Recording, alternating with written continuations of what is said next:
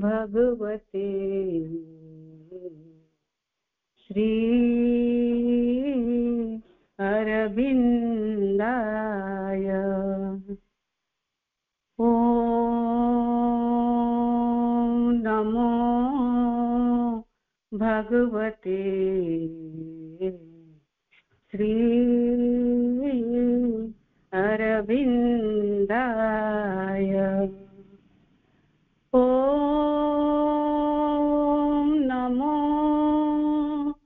भगवते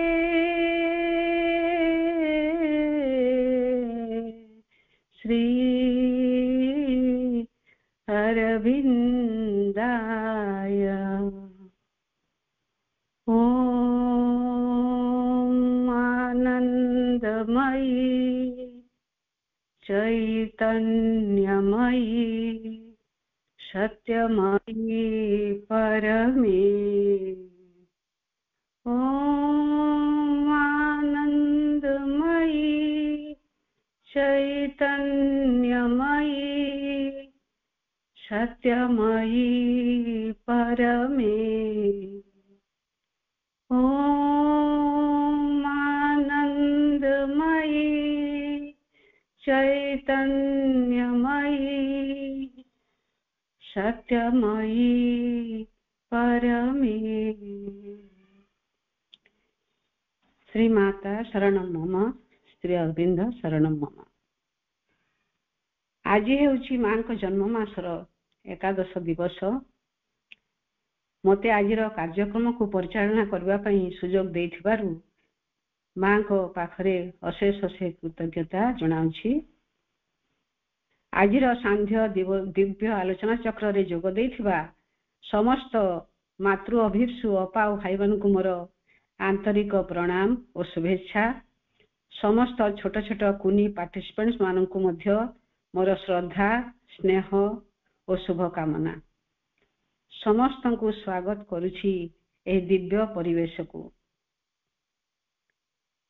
कार्यक्रम प्रारंभ रे श्री अरविंदक दुर्गा स्तोत्र पठन पई मु स्वागत करुछि आमर स्नेहर हर्षिता अपा को। अपा दुर्गा स्तोत्र पठन करंतु। करुणमयी माँ परम प्रभु श्री अरविंदଙ୍କ चरणरे मोर प्रणाम। उपस्थित समस्त अपा भाई को मोर प्रणाम। Vande Mataram. Hymn to Durga by Sri Aurobindo. Mother Durga, riding on the lion, giver of all strength, Mother, beloved of Shiva, we, born from thy parts of power, we, the youth of India, are seated here in thy temple. Listen, O Mother, descend upon earth, make thyself manifest in this land of India. Mother Durga, from age to age, in life after life, we come down into the human body, do thy work, and return to the home of delight. Now too we are born, dedicated to thy work. Listen, O Mother, descend upon earth, come to our help. Mother Durga, rider on the lion, trident in hand, thy body of beauty armor clad. Mother, giver of victory, India awaits thee, eager to see the gracious form of thine. Listen, O Mother, descend upon earth, make thyself manifest in this land of India. Mother Durga, giver of force and love and knowledge, terrible art thou in thy own self of might. Mother, beautiful and fierce, in the battle of life, in India's battle, we are warriors commissioned by thee. Mother, give to our heart and mind a Titan's strength, a Titan's energy to our soul and intelligence, God's character and knowledge. Mother Durga, India, world's noblest race, lay whelmed in darkness. Mother, thou risest on the eastern horizon. The dawn comes with the glow of thy divine limbs, scattering the darkness. Spread thy light, Mother, destroy the darkness. Mother Durga, we are thy children through thy grace, by thy influence. May we come fit for the great work, for the great ideal. Mother, destroy our smallness, our selfishness, our fear. Mother Durga, thou art Kali naked, garlanded with human heads, sword in hand, thou slayest the Asura. Goddess, do thou slay with thy pitiless drive the enemies who dwell within us. May none remain alive there, not one. May we become pure and spotless. This is our prayer, O Mother, make thyself manifest. Mother Durga, India lies now in selfishness and fearfulness and littleness. Make us great, make our efforts great, our hearts vast, make us true to our resolve. May, may we no longer desire the small, a void of energy, given to laziness, stricken with fear. Mother Durga, extend wide the power of yoga. We are thy Aryan children. Develop in us again the lost teaching, character, strength of knowledge, faith and devotion, force of austerity, power of chastity, and true knowledge. Bestow all that upon the earth to help upon the world, to help mankind appear. O Mother of the world, thus dispel all ill. Mother Durga, slay the enemy within, then root out all obstacles outside. May the noble, heroic, mighty Indian race, trooping in love and unity, truth and strength, arts and letters, force and knowledge, ever dwell in its holy woodlands, its fertile fields, under its skyscraping hills, along the banks of its pure streaming rivers. This is our prayer at the feet of the Mother. Make thyself manifest. Mother Durga, enter our bodies in thy yogic strength. We shall become thy instruments, thy sword, slaying all evil, thy lamp, dispelling all ignorance. Fulfill this yearning of thy young children. O Mother, be the master and drive the instruments. Wield thy sword and slay the evil. Hold up the lamp and spread the light of knowledge. Make thyself manifest. Mother Durga, when we possess thee, we shall no longer cast thee away. We shall bind thee to us with the tie of love and devotion. Come, Mother, manifest in our mind and life and body. Come, revealer of the hero path, we shall no longer cast thee away. May our entire life become a ceaseless worship of the Mother, all our acts a continuous service to the Mother, full of love, full of energy. This is our prayer, O Mother, descend upon earth, make thyself manifest in this land of India. Now.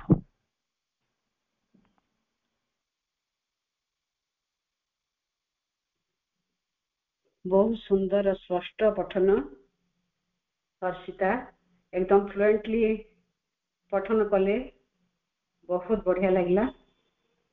Shri Arvind Bharat भूमि को माँ बोली संबोधन करुथिले। भारत माटीर दुख जंत्रणा सह्य करि न पारि शक्तिमयी दुर्गा को आह्वान करथिले। तांकरी जंत्र होइठवा पई प्रार्थना करिसंती। दुर्गा स्तोत्र रे प्रार्थना करिसंती आमको एमिति तरबारी करदेबाकू जेमि ताहा समस्त अशुभ शक्ति को नाश करदेब और एमिति प्रदीप करदेबाकू कहिसंती जहा अज्ञान रूपक अंधकार को दूर करदेब। बहुत सुंदर आपण को एमती मां शक्ति दे थांतु। वर्तमान मु आमर आदरर सानु भाई को अनुरोध करुछि से मां को ध्यान और प्रार्थना पठन करिवे। भाई स्वागत, ध्यान और प्रार्थना पठन करो। करुणामयी मां परम प्रभु श्री अरविंदन को चरणागताय मोर अशेष अशेष प्रणाम। मु होछि दिव्यांशु। मु पढ़िबा को जाउछि ध्यान और प्रार्थना जून 17, 1913। हे भगवान, ଅଗ୍ନି ଯେପରି ଆଲୋକ ଓ ଉତ୍ତାପ ଦିଏ, ଝରଣା ଯେପରି ତୃଷା ନିବାରଣ କରେ, ବୃକ୍ଷ ଯେପରି ଛାୟା ଓ ଆଶ୍ରୟ ପ୍ରଦାନ କରେ, ମୁଁ ଯେପରି ସେହିପରି ହୋଇ ଉଠେ। ମନୁଷ୍ୟ ଏତେ ଦୁଃଖୀ, ଏଡ଼େ ଅଜ୍ଞାନ, ସେମାନଙ୍କର ଏତେ ବେଶୀ ସାହାଯ୍ୟ ପ୍ରୟୋଜନ। ତୋ ଉପରେ ମୋର ସମସ୍ତ ନିର୍ଭରତା, ମୋ ଅନ୍ତରର ନିଶ୍ଚୟତା ଦିନୁ ଦିନ ବଢୁଛି। ପ୍ରତିଦିନ ମୁଁ ଅନୁଭବ କରୁଛି, ମୋ ହୃଦୟରେ ତୋର ପ୍ରେମ ଆହୁରି ଜୀବନ୍ତ ହେଉଛି। ତୋ ଜ୍ୟୋତି ଯୁଗପତ ମଧୁରତର ଓ ଉଜ୍ଜଳତର ହେଉଛି। କ୍ରମଶଃ ମୁଁ ମୋ ଜୀବନରୁ, ତୋ କର୍ମକୁ, ମୋ ବ୍ୟକ୍ତିତ୍ୱରୁ ସମଗ୍ର ପୃଥିବୀକୁ ଆଉ ପୃଥକ କରି ରଖିପାରୁ ନାହିଁ। ଭଗବାନ ଅସୀମ ତୋର ମହିମା, ଅପରୂପ ତୋର ସତ୍ୟ, ତୋର ସର୍ବଶକ୍ତିମାନ ପ୍ରେମ ହିଁ ଜଗତକୁ ଉଦ୍ଧାର କରିବ। ଶ୍ରୀମା।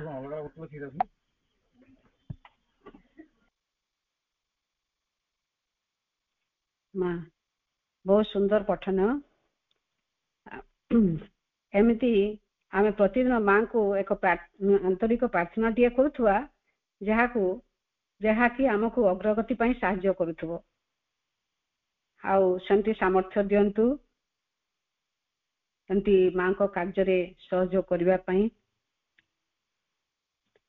ବର୍ତ୍ତମାନ ଶ୍ରୀ ଅରବିନ୍ଦଙ୍କ ସାବିତ୍ରୀ ପଠନ ପାଇଁ ପ୍ରିୟ ଶୁଭ ସନ୍ଧ୍ୟାଙ୍କୁ ଅନୁରୋଧ କରୁଛି, ସେ ତାଙ୍କର ପଠନ ରଖିବେ। ଶୁଭ ସନ୍ଧ୍ୟା।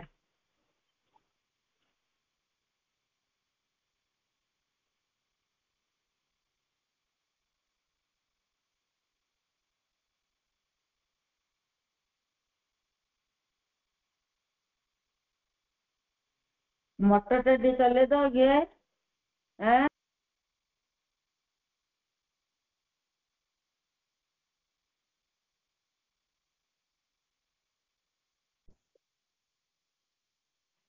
It was the hour before the gods awake. Across the path of the divine event, the huge foreboding mind of night alone, in her unlit temple of eternity, lay stretched immobile upon silence marge, almost unfelt, opaque, impenetrable. In the somber symbol of her eyeless muse, the abysm of the unbodied infinite. If fathomless zero occupies the world, a power of fallen boundless self awake,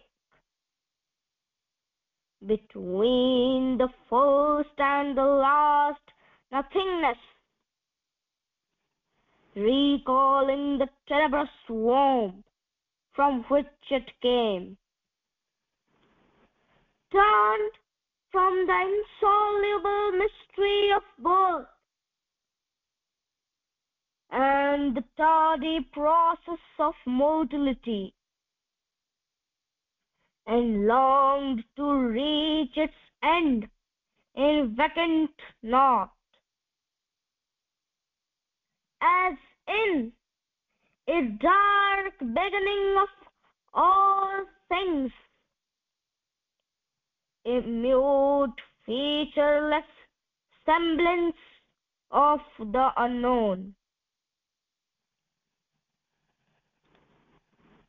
repeating forever the unconscious act, prolonging forever the unseeing will, cradled the cosmic drowse of ignorant force, whose moved creative slumber kindles the suns, and carries our lives in its somnambulist wheel. Earthward, the vain, enormous strands of space, its formless stupor without mind or life. A shadow spinning through a soulless void, thrown back once more into unthinking dreams. Earth wheels abandoned in the hollow gulf, forgetful of her spirit and her fate. The impassive skies were neutral, empty still. Then something in the inscrutable darkness stirred, a nameless movement, an unthought idea.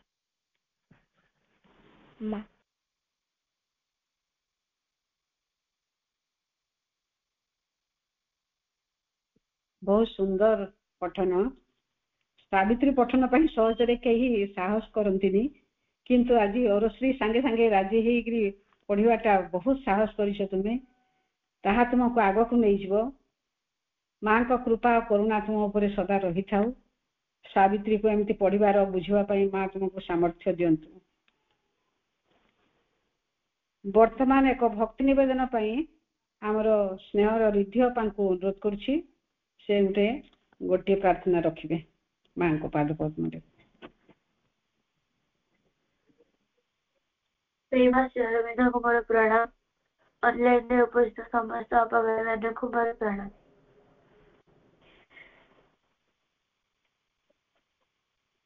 मयूर झरुछि अमी झरण तिमिरे उइछि रवि।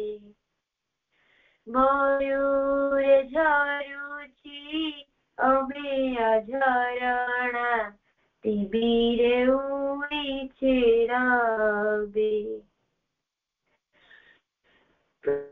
प्रतिक्षणे प्रभु देखुछि सबुरे। प्रतिक्षणे प्रभु देखुछि सबुरे। तुम परूप छवि प्रभु, तुम परूप छवि। सरधि छनब चेतन जगत नूतन सलोक। निनादित प्रति जीवन वीणारे मधुर गिरि पुलक। सरधि छनब चेतन जगत नूतन सलोक। निनादित प्रति जीवन वीणारे मधुर गिरि पुलक। अजान पथरे चलुछि प्रभु हे। अजान पथरे चलुछि प्रभु हे। तुम कथा भाबी भाबी, तुम अपरूप छवि प्रभु, तुम अपरूप छवि। अतीतर सबु कोलाहल तेजी, अतीतर सबु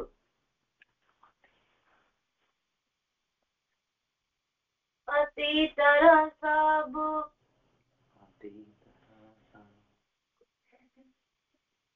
अतीतर सबु कोलाहल तेजी। तुम्हें कर्मे नेल बरी। तनु मन प्राण हे रूपांतर आत्मा को प्रकाश करी। ଏତିକି ମିନତି ଶ୍ରୀପୟରେ ପ୍ରଭୁ ଏତିକି ମିନତି ଶ୍ରୀପୟରେ ପ୍ରଭୁ ଏକାନ୍ତେ ତୁମରି ହେବି ତୁମା ପରୂପ ଛବି ପ୍ରଭୁ ତୁମା ପରୂପ ଛବି ମୟୁରେ ଝରୁଛି ଅମିୟ ଝରଣା ତିମିରେ ଉଇଁଛି ରବି ପ୍ରତିକ୍ଷଣେ ପ୍ରଭୁ ଦେଖୁଛି ସବୁରେ ପ୍ରତିକ୍ଷଣେ ପ୍ରଭୁ ଦେଖୁଛି ସବୁରେ ତୁମ ପରୂପ ଛବି ପ୍ରଭୁ ତୁମ ପରୂପ ଛବି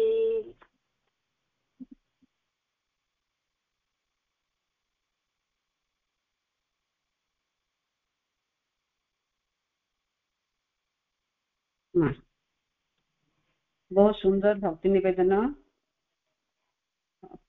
रिद्धि अपा प्रार्थना निवेदन रे एमिति शक्ति थाए जहाँ वातावरण को भक्तिमय कर दिए जड़े प्रार्थना द्वारा निजर भाव को प्रकट करि पारे चारिआडे सृष्टिर समस्त वस्तुरे समस्त उद्भिद जगत पशु जगत जीव जगत सबु भितरे तांकर प्रतिछवि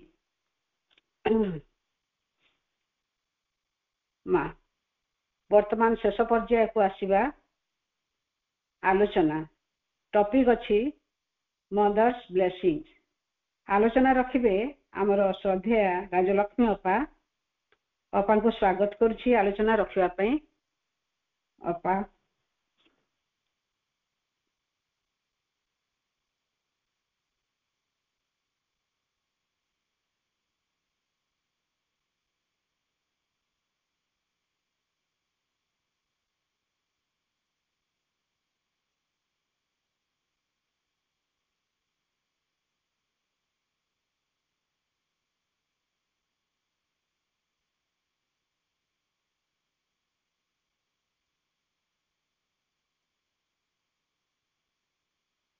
अपा अछंदी तो प्रेजेंट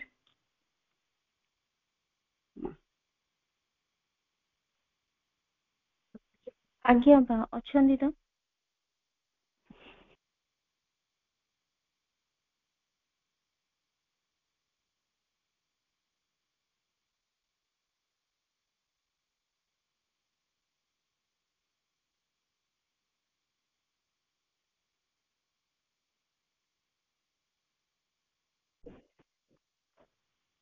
मा श्रीमाता शरणं मम श्री अरविंद शरणं मम करुणामय माँ परम प्रभु श्री अरविंद आजिर एही दिव्य परिवेशर दिव्य जननींकर दिव्य जन्म मासर एही शुभ अवसर रे उपस्थित थिबा समस्त मातृ संतानगण को मोर प्रणाम और समस्तଙ୍କ ମଧ୍ୟରେ उपस्थित ସେହି करुणामयଙ୍କ ଚରଣରେ ମୋର ଅନନ୍ତ କୋଟି ପ୍ରଣାମ ଏବଂ ଆମର କୋଅର୍ଡିନେଟର କାଞ୍ଚନ ଗୁରୁ ଅପାଙ୍କୁ ମୋର ପ୍ରଣାମ ଓ ଆମ ସମସ୍ତଙ୍କ ପଛରେ ରହି ଯିଏ ଆମକୁ ପ୍ରେରଣା ଓ ଉତ୍ସାହିତ କରୁଛନ୍ତି ଆମର ପ୍ରିୟ ରତ୍ନପ୍ରଭା ଅପାଙ୍କୁ ମୋର ପ୍ରଣାମ ଆଜି ମୁଁ ମଦର ବ୍ଲେସିଂ ମାଙ୍କ ଆଶୀର୍ବାଦ ବିଷୟରେ କହିବାର ସୁଯୋଗ ମିଳିଥିବାରୁ ମୁଁ ପୁଣି ମାଙ୍କ ଚରଣ କମଳରେ ଅନନ୍ତ କୋଟି ପ୍ରଣାମ ଜଣାଉଛି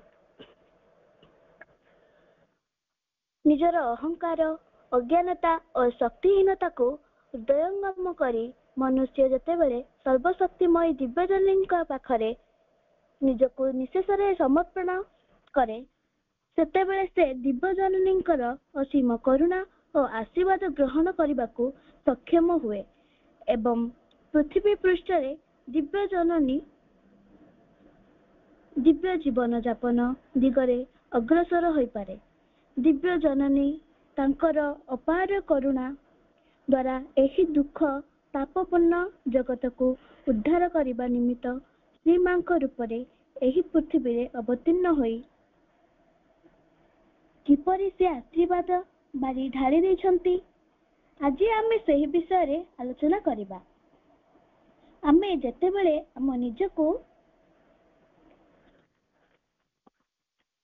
ଜାଣିପାରନ୍ତି ଆମ ଭିତରେ କେତେ ଅହଙ୍କାର ରହିଛି, କେତେ ଅଜ୍ଞାନତା ରହିଛି, କେତେ ଅସାମର୍ଥ୍ୟତା ରହିଛି, ତାକୁ ଯେତେବେଳେ ଆମେ ନିଜେ ହୃଦୟଙ୍ଗମ କରେ ସେହି ସର୍ବଶକ୍ତିମୟ ଦିବ୍ୟ ଜନନୀଙ୍କ ପାଖରେ ନିଜକୁ ସମର୍ପଣ କରିବା, ସେତେବେଳେ ଯାଇ ଆମେ ତାଙ୍କର କୃପା, ତାଙ୍କରି ଆଶୀର୍ବାଦ ଲାଭ କରିପାରିବା। ଏହି ସମ୍ବନ୍ଧରେ ଆମର ପରମ ପୂଜ୍ୟ ବାବାଜୀ ମହାରାଜ ଅତି ସୁନ୍ଦର ପୁସ୍ତକଟିଏ ଲେଖିଛନ୍ତି। ସେହି ପୁସ୍ତକଟିର ନାମ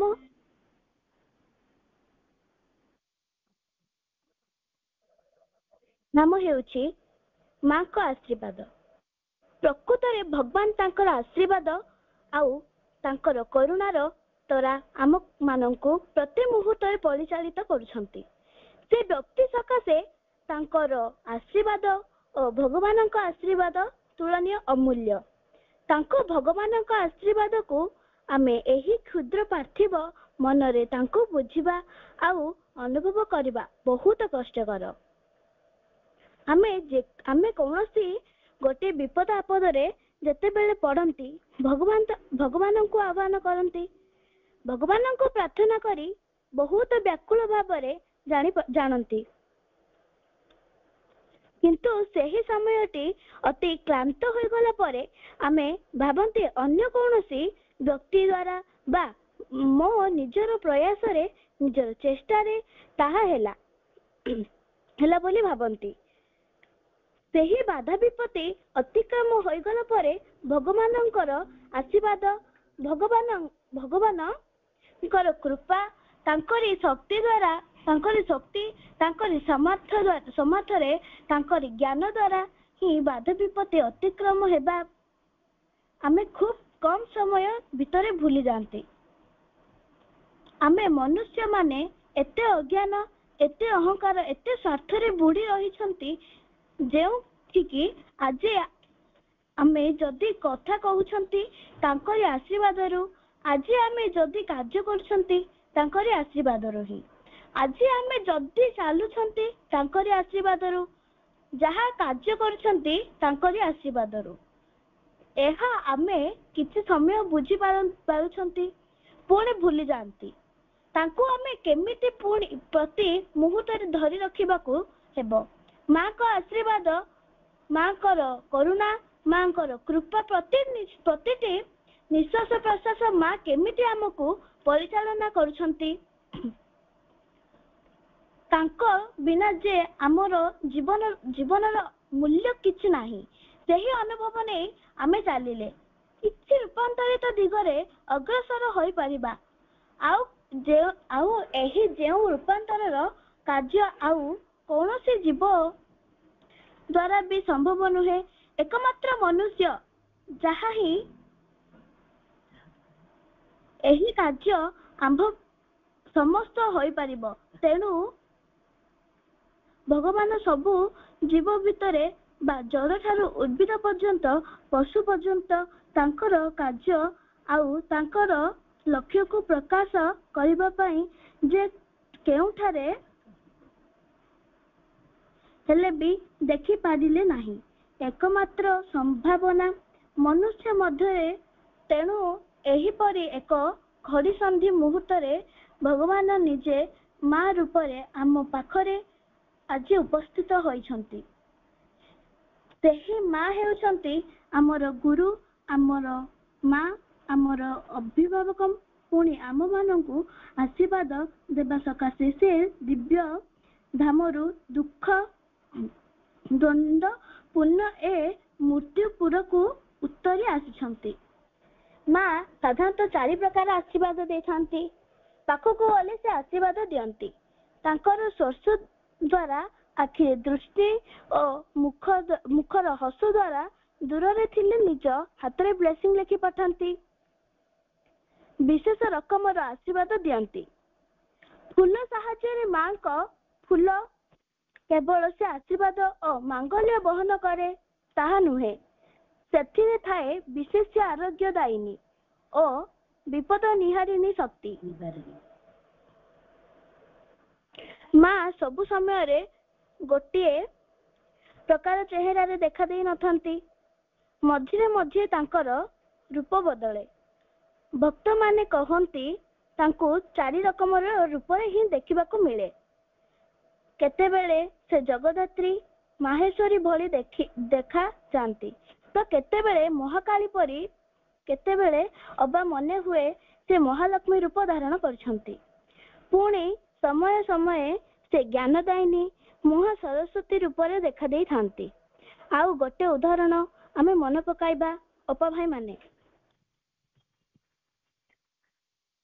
ମାଙ୍କ ଆଶୀର୍ବାଦ ଛାୟା ନିକଟକୁ ଯେତେ ଆମେ ଆସିବା ସେତିକି ପାଇପାରିବା। ମାଙ୍କ ସହ ଆମର ଅନ୍ତରଙ୍ଗତା ଯେତେ ବଢିବ ସେତିକି ମାଙ୍କ ଆଶୀର୍ବାଦ ଆମ ଜୀବନରେ ଆସିବ। ମା ଆମର କାମ ହେଉଛି ମାଙ୍କ ସହିତ ଅନ୍ତରଙ୍ଗତା ବଢାଇବାକୁ ପଡିବ। ଏତେ ଅନ୍ତରଙ୍ଗତା ଯେ କୌଣସି ମୁହୂର୍ତ୍ତରେ ଖାଇବା ସମୟରେ ବି ସେ ପ୍ରଥମେ ମନେ ପଡିବେ, ତାପରେ ଖାଇବା ମନେ ପଡିବ। ଯାହା ବି ଆମେ କରୁଛେ ଜୀବନରେ ପ୍ରଥମେ ମା ମନେ ପଡିବେ, ତାପରେ ସବୁ କିଛି ମନେ ପଡିବ। ମୁଁ ମନେକର ଆପଣଙ୍କ ମାନଙ୍କ ସହିତ କଥା ହେଉଛି, ମା ଦେଖାଯିବେ, ମାଙ୍କ ମାଧ୍ୟମରେ ଆପଣ ମାନେ ଦେଖାଯିବେ, ଡାଇରେକ୍ଟଲି ମତେ ଦେଖାଯିବେ ନାହିଁ। ସେଇଟା ହେଉଛି ଅନ୍ତରଙ୍ଗତା। ତେଣୁ ତାର କେତୋଟି ମା ପଏଣ୍ଟ ସବୁ କହିଛନ୍ତି। ସେ ପଏଣ୍ଟ ଯାକ ଆମେ ପାଳନ କଲେ ଅନ୍ତରଙ୍ଗତା ବଢିବ। ଆଉ ଅନ୍ତରଙ୍ଗତା ବଢିଲେ ଆଶୀର୍ବାଦର ଛାୟାରେ ସ୍ୱାଭାବିକ ଭାବରେ ଆମେ ରହିବା। ପ୍ରଥମଟା ହେଉଛି ମାଙ୍କ ସହିତ ଅନ୍ତରଙ୍ଗତା ଆମେ ସତରେ ଚାହିଁବାକୁ ପଡିବ। ଏଇଟା ହେଉଛି ପ୍ରଥମ କଥା। ମା ଲେଖିଛନ୍ତି, ଜଣେ ସାଧକ ପଚାରିଲେ, ମା ମୁଁ ଆପଣଙ୍କ ସହିତ ଅନ୍ତରଙ୍ଗତା ହେବା ପାଇଁ ଚାହୁଁଛି, ସମ୍ଭବ କି? ମା ଲେଖିଲେ, ସେ କହିଲେ, ଯେହେତୁ ସତରେ ଚାହୁଁଛୁ, ଏ ସତରେ ୱାର୍ଡଟା ହେଉଛି ଭେରି ଇମ୍ପୋର୍ଟାଣ୍ଟ। ସମସ୍ତେ କହୁଛନ୍ତି ଚାହୁଁଛନ୍ତି କିନ୍ତୁ ସତରେ ଚାହୁଁନାହାନ୍ତି। ଏବେ ମନେକର ଏଠି ଆମେ ସମସ୍ତେ ବସିଛେ, ମାଙ୍କୁ ଚାହିଁ ବସିଛେ, ସେପଟେ କଲେକ୍ଟର ଡିକ୍ଲେୟାର କରିବେ ସମସ୍ତେ ଆସ ବାହାରକୁ, 2 ଲକ୍ଷ ଟଙ୍କା ଦେବି। କେତେ ଜଣ ପାଠଚକ୍ରରେ ବସିବେ କୁହନ୍ତୁ? ପାଠଚକ୍ରରେ କେତେ ଜଣ ବସିବେ? ଏବେ ପାଠଚକ୍ର କେତେ ଥର ହେବ? କିନ୍ତୁ ଏଇଟା କଣ ଏବେ ଏହି ସୁଯୋଗ ମିଳିଛି ନା କଣ?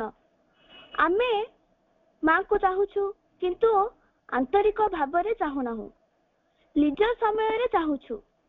ଅର୍ଥାତ୍ ପ୍ରକୃତରେ ଯଦି ଚାହୁଁଛୁ, ପୁରାପୁରି ଭାବରେ ଚାହିଁବା ଦରକାର। ଆମ କିଛି ଅଂଶ ଚାହୁଁଛି, ଆମର ଆଉ କିଛି ଅଂଶ ବିପରୀତ ଚାହୁଁଛି, ଆମର କିଛି ଅଂଶ ମାଙ୍କୁ ସମର୍ପଣ କରୁଛି, ଆଉ କିଛି ଅଂଶ ବିରୋଧୀ ଶକ୍ତିକୁ ସମର୍ପଣ କରୁଛି। ମା ହତାଙ୍କୁ ସେ ବହୁତ ବଡ ସାଧିକା ଥିଲେ। ସେ ଲେଖିଲେ ଯେ, ମା ମୁଁ ଆପଣଙ୍କ ବିନା ରହିପାରିବିନି। ମା କହିଲେ, ସେଇଟା ତ ବହୁତ ବଢିଆ କଥା। ସେ ନେକ୍ସଟ କହୁଛନ୍ତି, ଆପଣ ଯଦି ମୋ ଠାରୁ ଦୂରେଇ ଯିବେ ତାହେଲେ ମୁଁ ଆତ୍ମହତ୍ୟା କରିଦେବି।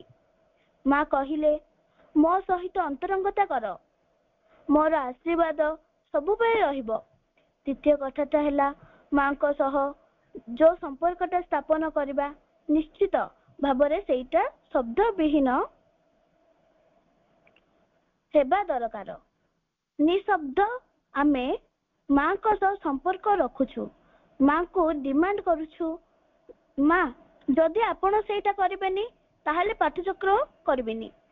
ଯେ ଆଉ ପାଠଚକ୍ର ନ କଲେ ସେ ତାଙ୍କେ ଖାଇବେ ନାହିଁ। ଖାଇବେ କେମିତି?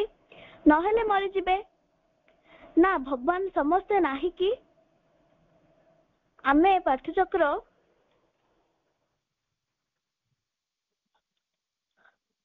କଲେ ତାଙ୍କୁ ଖାଇବାକୁ ମିଳୁଛି, ନହେଲେ ତାଙ୍କୁ କେଉଁଠୁ କେମିତି ଚଳିବେ ସେଇଟା ଆମେ ତାଙ୍କୁ ବ୍ଲାକମେଲ କରୁନେ କି?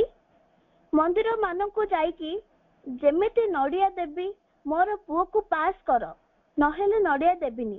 ଯେ ଯେମାନେ ଭଗବାନଙ୍କ ପାଖରେ ସବୁ କିଛି ଅଛି, ଖାଲି ନଡ଼ିଆଟା ନାହିଁ, ଭୁଲରେ ନଡ଼ିଆଟା ଆମ ପାଖରେ ରହିଗଲା, ଆମେ ତାଙ୍କୁ ନେଇ ବ୍ଲାକମେଲ କରୁଛେ। ସେ ବିଚାରା କ'ଣ କରିବେ? ସବୁ ଆମର ପୂରଣ କରିବେ, କିନ୍ତୁ ଆମର ନଡ଼ିଆ ଦେବୁ। ତେଣୁ ପ୍ରକୃତରେ ଆମେ ମାଙ୍କୁ ଚାହୁଁଛୁ, କିନ୍ତୁ ସର୍ତ୍ତ ପୂରଣ ହେଉ, ଏଇଟା କରିଦେବ, ସେଇଟା କରିଦେବ। ଯଦି ନ କରୁଛ ତାହେଲେ ନାଇଁ, ମୁଁ ଜମା ଦେଇପାରିବି ନାହିଁ। ସେଇଟା ନୁହଁ। ନିଃସ୍ୱାର୍ଥପୂର୍ଣ୍ଣ କୌଣସି ସତ୍ୟ ନାହିଁ, କାରଣ ଆମେ ଜାଣୁଛୁ ସେ ଆମ ପାଇଁ ଯାହା କରିବେ ଆମ ପାଇଁ ସବୁ ଉତ୍ତମ କରିବେ। ବାହାରକୁ ସେଇଟା ଯେତେ ଅଲଗା ଦେଖାଗଲେ ବି ପରେ 10 ବର୍ଷ ପରେ 20 ବର୍ଷ ପରେ ଆମେ ଜାଣିବା ସେଇଟା ଆମର ଭଲ ପାଇଁ ହୋଇଥିଲା। ତେଣୁ ନିଃସ୍ୱାର୍ଥପୂର୍ଣ୍ଣ ଭାବରେ ଆମେ ସବୁବେଳେ ମାଙ୍କୁ ଚାହିଁବା, ତାହେଲେ କ'ଣ ହେବ? ଆମେ ମାଙ୍କ ଅତି ନିକଟତର ହୋଇପାରିବା। ଜଣେ ସାଧକ ସଚନ୍ଦ୍ର ଠାକୁର ବୋଲି ମା ସ୍ପେଶାଲି ଗୋଟେ ଆଚାର ପ୍ୟାକେଟ ପଠାଇଥିଲେ। ସେ ଲେଖୁଛନ୍ତି, ମା ଆପଣ ମତେ ସବୁ ଦେଇଛନ୍ତି, ମୁଁ ଆପଣଙ୍କୁ ମୋର ଜୀବନଟା ଏଠି ଉତ୍ସର୍ଗ କରୁଛି। ଆପଣ ତ ମତେ ଘର ଦେଇଛନ୍ତି, ରହିବା ଦେଇଛନ୍ତି, ଆହୁରି ଅଲଗାରେ କାହିଁକି ମତେ ଆଚାର ପ୍ୟାକେଟଟା ପଠାଇଲେ? ମା କହିଲେ, ତୁ ବେଶୀ ଆଚାରକୁ ଭଲ ପାଉଛୁ ତ ମୁଁ ଜାଣିଛି, ଆଉ ତୁ ଯେତେବେଳେ ଆଚାର ଖାଇବୁ କ'ଣ ମନେ ମନେ କହିବୁ, ମା ମତେ କେତେ ଭଲ ପାଉଛନ୍ତି ଯେ ସେ ସାନ ସାନ ଜିନିଷ ବି ଭୁଲୁ ନାହାନ୍ତି। ତୁ ଯେତେ ସେହି କଥାଟାକୁ କହିବୁ। କୋଉ କଥାଟା? ମା ମତେ କେତେ ଭଲ ପାଉଛନ୍ତି, ତୋର ସହିତ ମୋର ସମ୍ପର୍କଟା ନିବିଡ଼ ହେବ, ଆଉ ଯେତେ ନିବିଡ଼ ହେବ ଆଉ ଆଶୀର୍ବାଦଟା ସେତେ ଅଧିକ କାମ କରିବ। ଦେଖନ୍ତୁ କେତେ ମା ନିଜେ ହିଁ ବ୍ୟବସ୍ଥା କରୁଛନ୍ତି। ତେଣୁ ମାଙ୍କର ସେହି ଆଶୀର୍ବାଦକୁ ଆମେ ଏମିତି ଭାବରେ ଧରିବା ଯେମିତି କୌଣସି ସମୟରେ ଆଉ ତାକୁ ହାତରୁ ଛାଡ଼ିବା ନାହିଁ। ସେହି ପଥରୁ ଯେମିତି ଆମେ ବିଚ୍ୟୁତି ହେବା ନାହିଁ। ଏହିପରି ସମୟ ଆସି ଆମ ପାଖରେ ଗୋଟିଏ ଦେବ ମୁହୂର୍ତ୍ତ ଆସି ଆମ ପାଖରେ ପହଞ୍ଚିଛି। ଏତିକି କହି ମୁଁ ମୋର ଆଲୋଚନାକୁ ଏଠି ରଖୁଛି। ବନ୍ଦେ ମାତରମ୍। ମା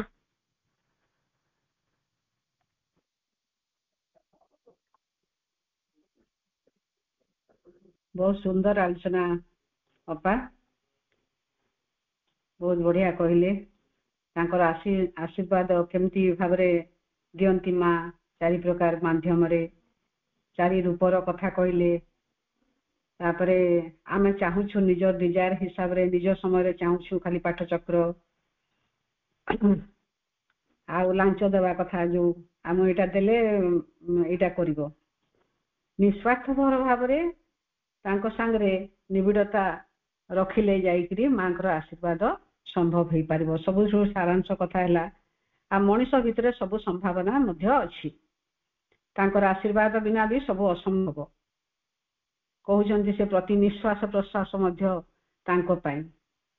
ଏମିତି ବହୁତ କିଛି କହିଲେ ଅପା ବହୁତ ସୁନ୍ଦର ଭାବରେ। ବର୍ତ୍ତମାନ ମୁଁ ଟିକେ କିଛି କହୁଛି। ଆମର ପ୍ରଚେଷ୍ଟା ନହେଲେ ମାଙ୍କ ଆଶୀର୍ବାଦ ମିଳିବ କେମିତି? ମା ବହି 3ୟ ଅଧ୍ୟାୟରେ ଅଛି, ଯଦି ଜୀବନ ପଥରେ ସକଳ ଭୟ ସଙ୍କଟ ଓ ସର୍ବନାଶ ବିରୁଦ୍ଧରେ କବଚାବୃତ ହୋଇ ଚାଲିବାକୁ ଚାହଁ, ତେବେ କେବଳ 2ଟି ଜିନିଷ ପ୍ରୟୋଜନ। ସେ 2ଟି ସର୍ବଦା ଏକ ସଙ୍ଗେ ରହେ। ପ୍ରଥମଟି ହେଲା ମା ଭଗବତୀଙ୍କ କରୁଣା ଓ ଦ୍ୱିତୀୟଟି ହେଲା ତୁମ ଆଡୁ ଶ୍ରଦ୍ଧା ନିଷ୍ଠା ସମର୍ପଣରେ ଗଠିତ ତୁମର ଅନ୍ତଃକରଣ। ଗୋଟିଏ ପଟୁ ହୁଏନି କେବେ ବି।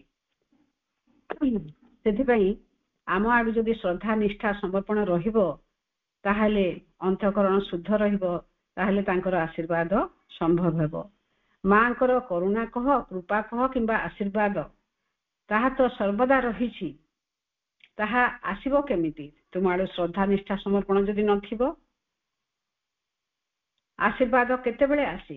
ନିଜ ଅହଙ୍କାର, ଅଜ୍ଞାନତା ଓ ଶକ୍ତିହୀନତାକୁ ହୃଦୟଙ୍ଗମ କରି ମନୁଷ୍ୟ ଯେତେବେଳେ ସର୍ବଶକ୍ତିମୟୀ ଦିବ୍ୟ ଜନନୀଙ୍କ ପାଖରେ ନିଜକୁ ନିଃଶେଷରେ ସମର୍ପଣ କରେ, ସେତେବେଳେ ସେ ଦିବ୍ୟ ଜନନୀଙ୍କ ଅସୀମ କରୁଣା ଓ ଆଶୀର୍ବାଦ ଗ୍ରହଣ କରିବାକୁ ସକ୍ଷମ ହୁଏ ଏବଂ ପୃଥିବୀ ପୃଷ୍ଠରେ ଦିବ୍ୟ ଜୀବନ ଯାପନ ଦିଗରେ ଅଗ୍ରସର ହୋଇପାରେ। ଆଶୀର୍ବାଦ ହେଉଛି ଅମୋଘ, ଅବ୍ୟର୍ଥ, ବ୍ୟକ୍ତି ସକାଶେ ଅତୁଳନୀୟ ଅମୂଲ୍ୟ ମଣି। ଏହି ଆଶୀର୍ବାଦ ଅହରହ ଦିବାନିଶି ବର୍ଷା ହେଉଥାଏ, କିନ୍ତୁ ଶୋଇଥିବା ଲୋକ ଏଥିରୁ ବଞ୍ଚିତ ରହେ। ବହୁତ ଅଳ୍ପ ବ୍ୟକ୍ତି କେବେ କେବେ ଜାଗ୍ରତ ଅବସ୍ଥାରେ ଥାନ୍ତି ଏବଂ ସେମାନେ ଆଶୀର୍ବାଦ ପ୍ରାପ୍ତ ହୁଅନ୍ତି। ସେଥିପାଇଁ ଆମେ ସଦାସର୍ବଦା ମାଙ୍କ ପ୍ରତି ଉନ୍ମିଳିତ ହୋଇ ରହିବା। ଉନ୍ମିଳିତ ହେଲେ ମା ହିଁ ତାଙ୍କ କାମ ଆମ ମାଧ୍ୟମରେ କରିପାରିବେ ଓ ଆମେ ତାଙ୍କର ଦିବ୍ୟ ସନ୍ତାନ ହୋଇପାରିବା। ଆମର ପ୍ରଚେଷ୍ଟା କିନ୍ତୁ ଜାରି ରହିଥିବ। ମାଙ୍କ ବାଣୀ, ବି ସିମ୍ପଲ, ବି ହ୍ୟାପି। ଆମେ ମାଙ୍କ ପାଖରେ କିଛି ଲୁଚେଇବାନି, ସବୁ କିଛି ଭଲ ମନ୍ଦ ସବୁ କିଛି କହିବା। ମା ଆମକୁ ସର୍ବଦା ଚାହିଁ ରହିଛନ୍ତି। ଏହି ଭାବ ରଖି ଯଦି ସର୍ବଦା କାମ କରି ଚାଲିବା, କିଛି ଭୁଲ ହେବାର ପ୍ରଶ୍ନ ଉଠିବ ନାହିଁ। ବର୍ତ୍ତମାନ ମା ବହିର 6ଠ ଅଧ୍ୟାୟ କିଛି କହିବି। ତା ଆଗରୁ କହୁଛି, ମନୁଷ୍ୟର ସମସ୍ତ ଅପୂର୍ଣ୍ଣତା, ଅଜ୍ଞାନତା ସତ୍ତ୍ୱେ ମା ତାଙ୍କ ଦିବ୍ୟ ଧାମରୁ ଏହି ଦୁଃଖ ଦ୍ୱନ୍ଦ୍ୱପୂର୍ଣ୍ଣ ମୃତ୍ୟୁପୁରୀକୁ ଦୟା ପରବଶ ହୋଇ ଓହ୍ଲାଇ ଆସିଛନ୍ତି। ଯେତେବେଳେ ବ୍ୟକ୍ତି ଦୁଃଖ, ଦ୍ୱନ୍ଦ୍ୱ କିମ୍ବା ସମସ୍ୟାରେ ପଡୁଛି, ସେତେବେଳେ ତାର କାମ, କ୍ରୋଧାଦି ବିରୋଧୀ ଶକ୍ତିର କ୍ରିୟା ଶିଥିଳ ପଡ଼ିଯାଉଛି। ସେତେବେଳେ ବ୍ୟକ୍ତି ଆତ୍ମାର ଆବରଣ ଦୂର ହେବା ମାତ୍ରେ ମା ନିଜ ଆଶୀର୍ବାଦର ସ୍ପର୍ଶ ଆତ୍ମାକୁ ଦେଉଛନ୍ତି। ସେତେବେଳେ ସେ ସଚେତନ ହୋଇ ଭଗବତ ଅଭିମୁଖୀ ହେଉଛି ଓ ମାଙ୍କ ଚରଣରେ ନିଜକୁ ସମର୍ପଣ କରିବା ସକାଶେ ସଂକଳ୍ପ କରୁଛି ତଥା ସେହି ସଂକଳ୍ପକୁ କ୍ରିୟାରେ ପରିଣତ କରିବାକୁ ଚେଷ୍ଟା କରୁଛି। ଯେମିତି ଅପା ମଧ୍ୟ କହିଲେ, ସମର୍ପଣ ନିଜ ଶକ୍ତିରେ ସବୁ ହେଉଛି ବୋଲି ଭାବିଲେ ହେବ ନାହିଁ। ତାଙ୍କ ଶକ୍ତି ବିନା ସବୁ କିଛି ଅସମ୍ଭବ। ସେଥିପାଇଁ ଯେତେବେଳେ ଏକଦମ ଅସୁବିଧାରେ ପଡ଼ିଯାଏ, ସେତେବେଳେ ତାର ସେ ସଚେତନ ଟିକେ ହେଇଥାଏ ଆଉ ମାଙ୍କୁ ଡାକିଥାଏ। ସେତେବେଳେ ହିଁ ସେ ଆଶୀର୍ବାଦ ପାଇଥାଏ। ଭଗବାନ କେବେ ମନୁଷ୍ୟର ଦୋଷ ତ୍ରୁଟିକୁ ଦେଖି ତାକୁ ତ୍ୟାଗ କରନ୍ତି ନାହିଁ। ଯଦି ଭଗବାନ ମନୁଷ୍ୟର ଦୋଷ ତ୍ରୁଟି ଦେଖନ୍ତେ, ତେବେ ମନୁଷ୍ୟ କେବେ ବି ଉଦ୍ଧାର ହୋଇପାରନ୍ତା ନାହିଁ। ଭଗବାନ ଚାହାନ୍ତି କେବଳ ଭାବ। ସେହି ଭାବ ଦ୍ୱାରା ତା ମଧ୍ୟରେ ପ୍ରବେଶ କରି ତାହାର ସମସ୍ତ ଦୋଷ ପାପକୁ ଦୂର କରିଦିଅନ୍ତି। ଭଗବାନଙ୍କ ଆଗମନର ରାସ୍ତା ଖୋଲିବା ସକାଶେ ଯଦି ମନୁଷ୍ୟର ସାମର୍ଥ୍ୟ ନଥାଏ, ତେବେ ବି ଭଗବାନ ଅପେକ୍ଷା କରି ତା ଦ୍ୱାରରେ ଛିଡ଼ା ହୋଇ ରହନ୍ତି। ରାସ୍ତା ଖୋଲିବାରେ ସାହାଯ୍ୟ ପାଇଁ ଯଦି ସେ ଡାକେ, ତେବେ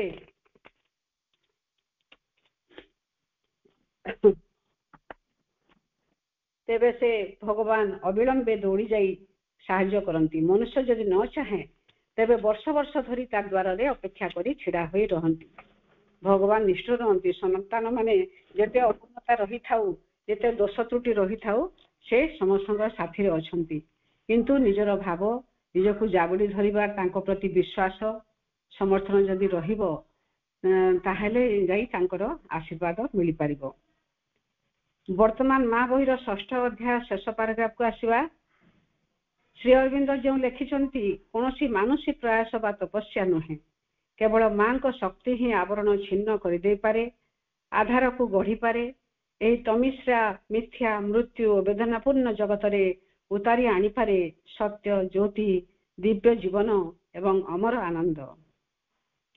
ଏମିତି ମା ଆମର, ଯିଏକି ସମସ୍ତ ଅସମ୍ଭବକୁ ସମ୍ଭବ କରିପାରନ୍ତି।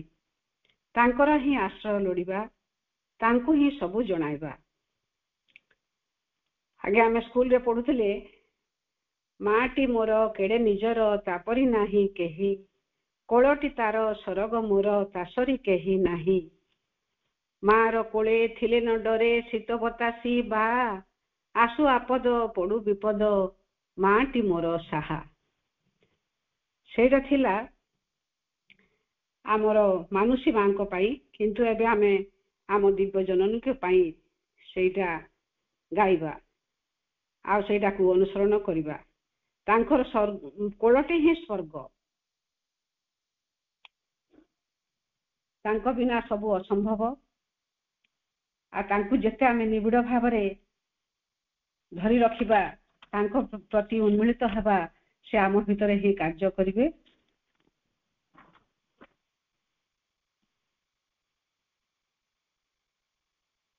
ତାପରେ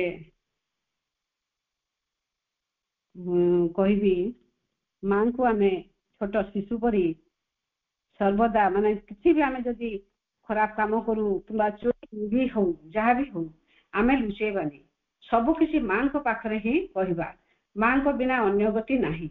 ମା ହିଁ ସବୁଥିରେ ସାହାଯ୍ୟ କରିପାରିବେ, ତାଙ୍କ ବିନା ସବୁ ଅସମ୍ଭବ। ଅପା ବି ବହୁତ କିଛି କହିଲେ, ବହୁତ କିଛି ତାଙ୍କଠାରୁ ଶୁଣିବାକୁ ମିଳିଲା। ମାଙ୍କ ଆଶୀର୍ବାଦ ବହିଟି ବି ବାବାଜୀ ମହାରାଜ ଲେଖିଛନ୍ତି ବହୁତ ସୁନ୍ଦର ଭାବରେ।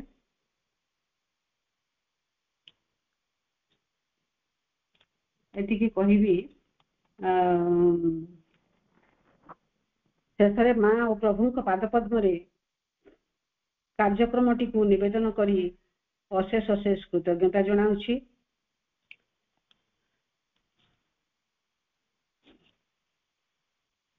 ଧନ୍ୟବାଦ।